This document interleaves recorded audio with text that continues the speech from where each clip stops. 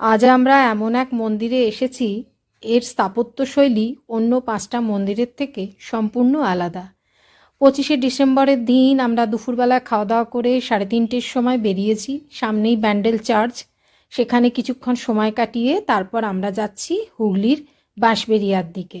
সাহাগঞ্জ পার হয়ে এই যে চলে এসেছি বাঁশবেড়িয়াতে। এখানেই রয়েছে হংসেশ্বরী মন্দির। এখানেও মেলা বসে গেছে, প্রচুর লোকজনের ভিড়। এই 25শে ডিসেম্বর কেন্দ্র করে আমাদের এখানে অনেক লোকজন বা পর্যটকের আগমন ঘটে। আমরা এসেছি হুগলি জেলার বাঁশবেড়িয়ার হংসেশ্বরী মন্দিরে।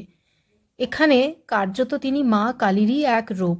পদ্মের উপর দেবী অধিষ্ঠাতা, চতুর্ভুজা, মূর্তির গাত্রবর্ণ নীল।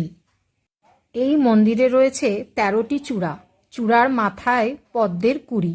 জানা যায় 1799 সালে এই মন্দির নির্মাণ শুরু করেছিলেন বাঁশবেড়িয়ার রাজা নৃসিংহ দেব। এই মন্দিরটি হলো অনন্ত বাসুদেব মন্দির। অপূর্ব সুন্দর টেরাকোটার কাজ আছে এই মন্দিরে। হাওড়া থেকে কাটোয়া লাইনে ট্রেনে করে বাঁশবেড়িয়া নেমে এই মন্দিরে আসা যায়। আপনি ব্যান্ডেল স্টেশন থেকেও আসতে পারেন অটো বা টোটোয় চেপে। আর প্রচুর খাবারের দোকানও বসেছিল। 25শে ডিসেম্বরের দিন আমি গেছিলাম। খুব সুন্দর মন্দিরের পরিবেশ। সুযোগ পেলে অবশ্যই এসে ঘুরে দেখে যাবেন।